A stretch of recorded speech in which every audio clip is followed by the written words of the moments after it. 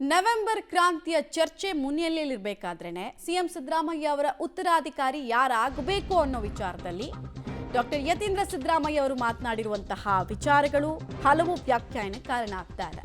ನಾಯಕತ್ವ ಪಟ್ಟಕ್ಕೆ ಸತೀಶ್ ಜಾರಕಿಹೊಳಿ ಅವರ ಹೆಸರನ್ನ ಪ್ರಸ್ತಾಪ ಮಾಡಿದ್ದಾರೆ.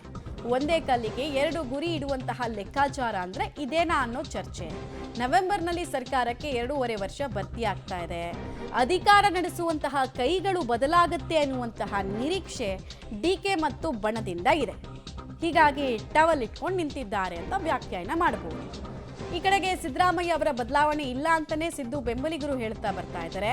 ಒಂದು ವೇಳೆ ಬದಲಾವಣೆ ಅನಿವಾರ್ಯವಾದ್ರೆ ಸತೀಶ್ ಜಾರಕಿಹೊಳಿ ಅವರಿಗೆ ನಾಯಕತ್ವದ ಪಟ್ಟ ಕೊಡಬೇಕು, ಇವರೇ ಸೂಕ್ತವಾದಂತಹ ಉತ್ತರಾಧಿಕಾರಿ ಅಂತ ಹೇಳಿದ್ದಾರೆ.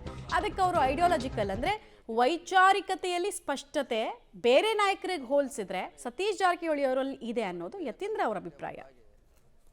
ಇವತ್ತು ತಂದೆಯವರು ಈಗ ಇನ್ನೇನು ರಾಜಕೀಯ ಕೊನೆಗಾಲದಲ್ಲಿ ಇದ್ದಾರೆ, ಅವರ ರಾಜಕೀಯ ಬದುಕಿನ ಕೊನೆ ಘಟ್ಟದಲ್ಲಿದ್ದಾರೆ. ಅಂತ ಸಮಯದಲ್ಲಿ ಈ ರೀತಿ ವೈಚಾರಿಕವಾಗಿ ಪ್ರಗತಿ ಪರವಾದಂತಹ ಸಿದ್ಧಾಂತ ಇಟ್ಕೊಂಡಿರೋರಿಗೆ ಮಾರ್ಗದರ್ಶನ ಮಾಡೋದಕ್ಕೆ ಅವ್ರಿಗೆ ನೇತೃತ್ವ ವಹಿಸ್ಕೊಳ್ಳೋಕೆ ಒಬ್ರು ನಾಯಕರು ಬೇಕು.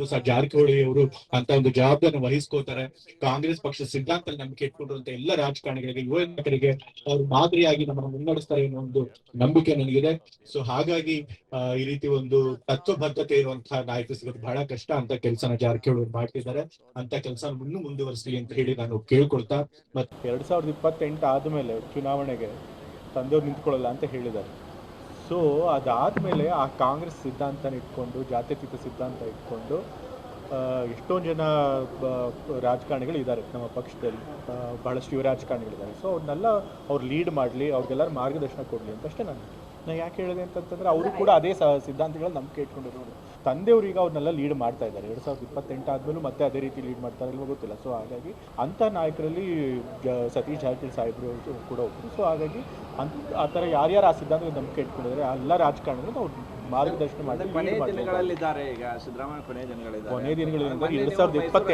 2028 ಗಮನದಲ್ಲಿ ಇಟ್ಕೊಂಡು ನಾನು ಹೇಳಿದ್ದು ಕೊನೆ ದಿನ ಅಂತಂದ್ರೆ ನಾಳೆ ಕೊನೆ ದಿನ.